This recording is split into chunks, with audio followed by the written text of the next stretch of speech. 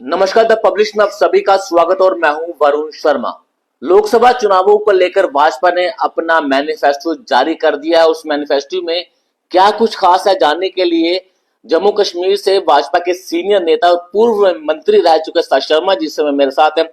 Sir जी, भाजपा ने आज अपना मैनिफेस्टो जो है वो जारी कर दिया है, क्या खास है? और ये भी मैंने जो जहां तक पढ़ा है कि गरीबों को लेकर, महिलाओं को लेकर इसमें बड़ी सारी ऐसी चीजें हैं कि आने वाले समय में उनको काफी ज्यादा फायदा पहुंचने वाला है। ऐसी क्या क्या चीजें मैनिफेस्टो में जिसकी वजह से भाजपा को काफी ज्यादा फायदा मिलने वाला है?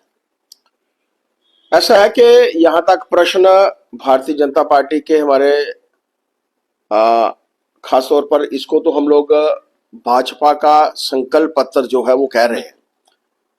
भारतीय जनता पार्टी ने सुशासन और विकास के जो 10 वर्ष दिए हैं, सर्वस्पर्शी समावेशी विकास है, और जिसमें 2020 से लेकर 80 करोड़ गरीब जनता के बारे में सोचा गया। खासतौर पर कोरोना के समय में देश के प्रधानमंत्री जी का एक आह्वान था कि मेरी गरीब जनता जो है वो भूखे ना सोए, और इसके लिए उन्होंने 80 करोड़ गरीब जनता के लिए मुफ्त राशन का जो बंटन किया था, उसको लेकर भी आज हमारे जो संकल्प पत्र है उसमें अगले 5 वर्ष तक के लिए गरीब को उसका हक मिले, 5 वर्ष तक के लिए इस योजना को कंटिन्यू किया है, जिसमें गरीब को उसकी थाली में जो है अच्छा अन्न मिलेगा, पीने के लिए अच्छा पानी मिलेगा, और उससे उसकी जेब भी जो है वो भरी रहेगी। और देश के प्रधानमंत्री जी ने कहा है कि, और खासतौर पर जो 10 वर्ष का अंतराल अगर हम लोग बात करते हैं, तो 51 करोड़ ऐसे लोग थे जिनका जनधन के माध्यम से खाते खुले, और जिन्हें समय समय पर गरीब जो लोग थे उनको लोन भी दिए गए, जिसका उनको फायदा जो था वो हुआ 34 लाख करोड़। और आप सोच सकते हैं कि पूर्व देश के प्रधानमंत्री राजीव गांधी जी ने किसी वक्त कहा था कि मैं 100 रुपया भेजता हूं, नीचे 15 रुपए पहुंचते हैं। आप सोचिए 34 लाख करोड़ रुपया डायरेक्ट बैंकिंग ट्रांजैक्शंस के माध्यम से लोगों के खाते में पहुंचा। ये अपने आप में बताता है कि देश के प्रधानमंत्री जी ने पारदर्शिता जो है वो रखी। 34 करोड़ आयुष्मान के अंतर्गत 5 लाख रुपए की जो इंश्योरेंस थी उसको जो है वो मुफ्त दिया गया। 4 करोड़ लोगों को पक्के मकान, और इस संकल्प पत्र के माध्यम से 3 करोड़ और लोगों के लिए पक्के मकान देने की बात जो है देश के प्रधानमंत्री जी ने इस संकल्प पत्र के माध्यम से कही है। 14 करोड़ से भी ज्यादा लोगों को नल से जो है वो जल मिला है पिछले समय में, उसके ऊपर भी जो है वो और काम होगा। और इस समय में जो 10 वर्ष का अंतराल है उसमें 25 करोड़ गरीबी रेखा से बाहर जो लोग हैं निकाले हैं।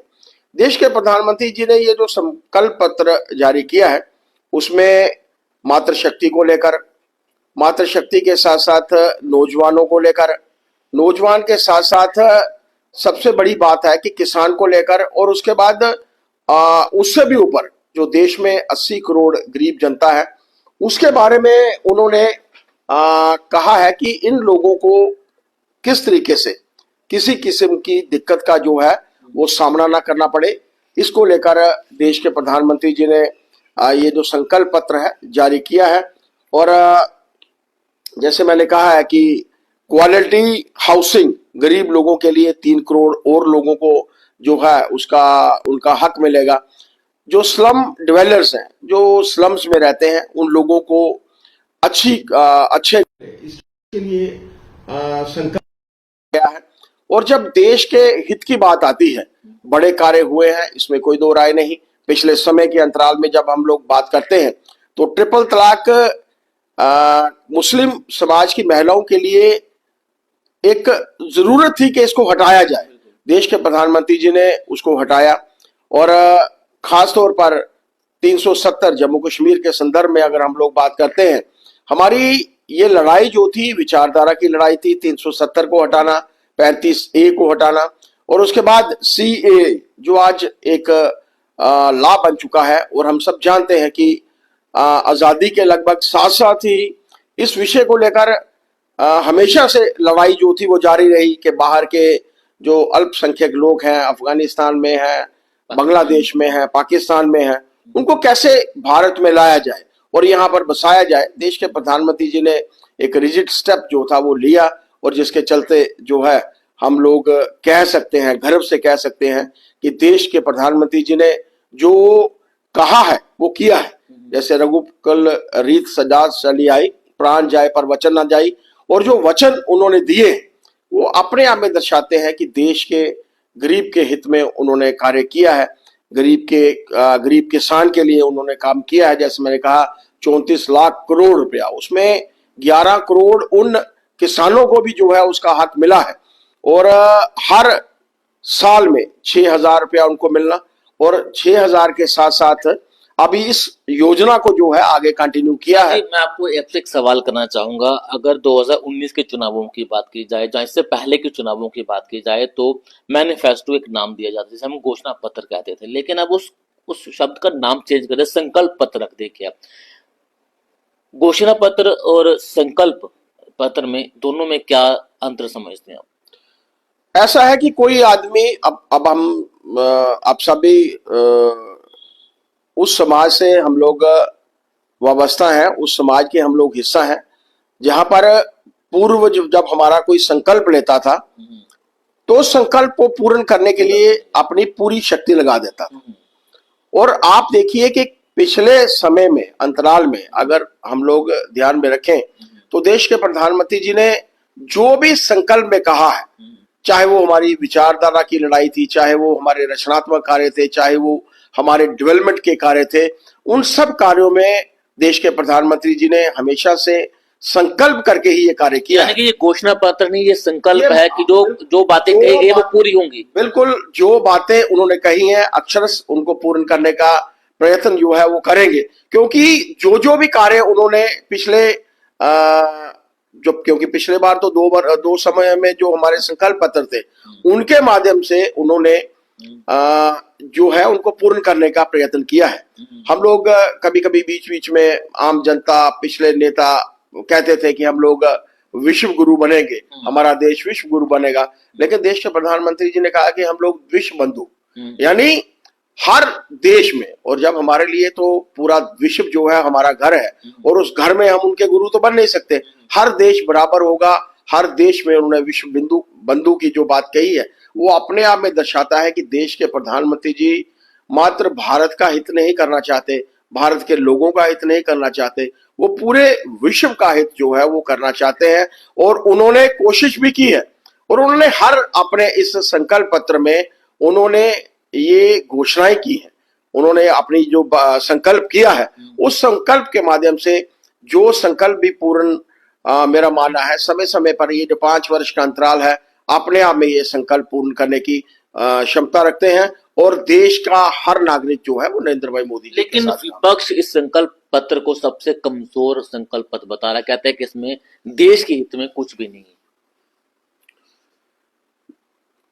किसान यहां तक कांग्रेस का प्रश्न है, विपक्ष का प्रश्न है। आजकल तो इंडिया गठबंधन बन चुका है, आजकल तो क्षेत्रीय पार्टियों के साथ बैठकर गठबंधन सीधे तौर पर, अब चूंकि कांग्रेस उसमें सबसे बड़ी पॉलिटिकल पार्टी है, तो सीधे तौर पर मैं कांग्रेस का नाम लेकर ही कहना चाहूंगा कि शायद बहुत कम सोच के साथ उनके नेता हैं, जिन लोगों को ध्यान में नहीं है कि विचारधारा जो हमारी थी भारतीय जनता पार्टी की, वो कार्य तो पूरे हुए, लेकिन जो देश के हित में कार्य थे, आज 80 करोड़ गरीब जनता को खाने को राशन मिल रहा है।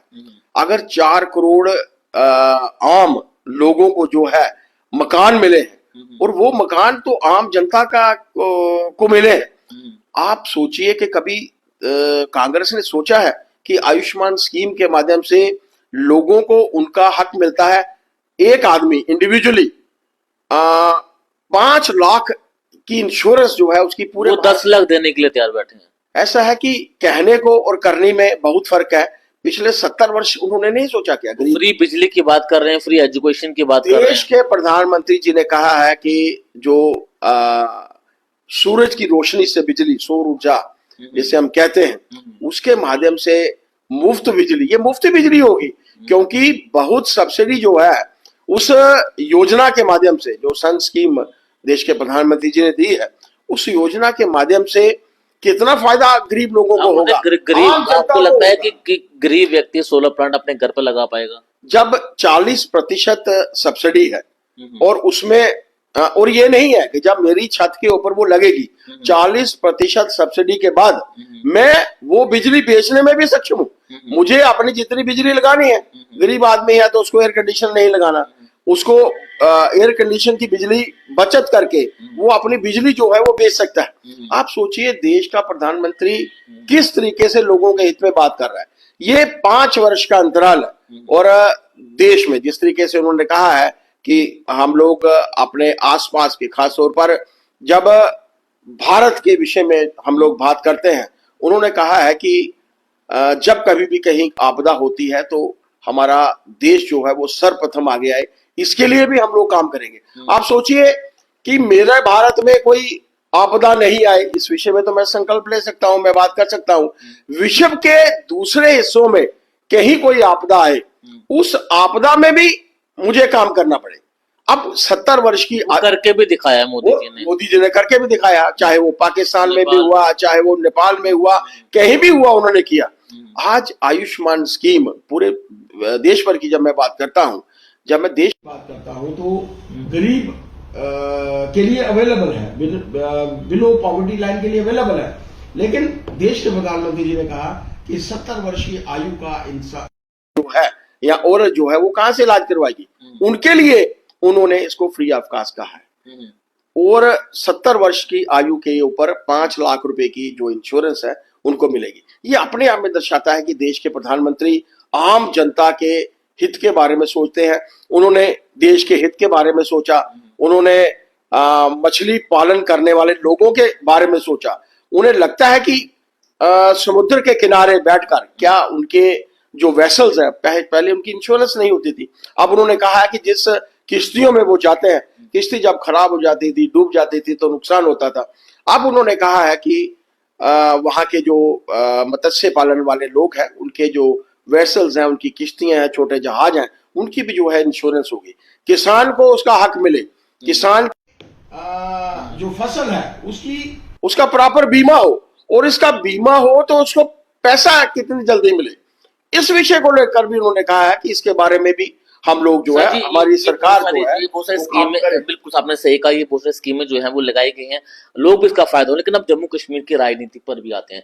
कठुआ उधमपुर लोकसभा सीट की बात की जाए तो वहां पर एक तरफा रुझान सोशल मीडिया की बात की जाए तो मैं सोशल मीडिया के माध्यम से बताना चाहूंगा कि एक नया बूझ जो है उदासी को मिलता हुआ नजर आ रहा है। सोशल मीडिया पर आप जितनी भी खबरें करते हैं वहां पर हर व्यक्ति जो है वो चौधरी लाल सिंह की जीत की कामना कर रहा है। क्या लगता है कि इस बूम के आगे डॉक्टर जितेंद्र सिंह जीत पाएंगे? 19 तारीख आपसे ज्यादा दूर नहीं है, 19 तारीख आपके सामने है। 19 तारीख के बाद आपको क्योंकि आप लोग तो मीडिया से वाबस्ता हैं, पब्लिक में भी होते हैं, 19 तारीख शाम को आपको रुझानों का भी पता चल जाएगा। भारतीय जनता पार्टी के कार्यकर्ताओं ने काम किया है, नरेंद्र भाई मोदी जी ने उस क्षेत्र में भी काम किए हैं। मैं भी जम्मू क्षेत्र की बात नहीं करूंगा क्योंकि आपने कठुआ क्षेत्र के बारे में पूछा है।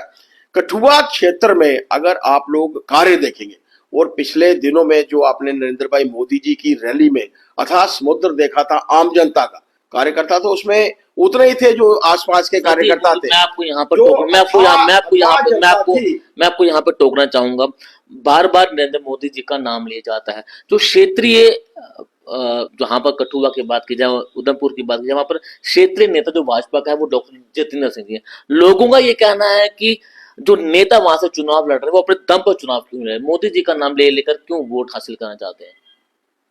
ये एक बड़ा सवाल जनता पूछना चाहती है। आपको क्या लगता है कि आज का ये जो चुनाव है, ये जो लोकसभा का चुनाव है, ये जो 5 वर्ष का अंतराल है, ये नई दिशा जो है वो तय करने वाला है।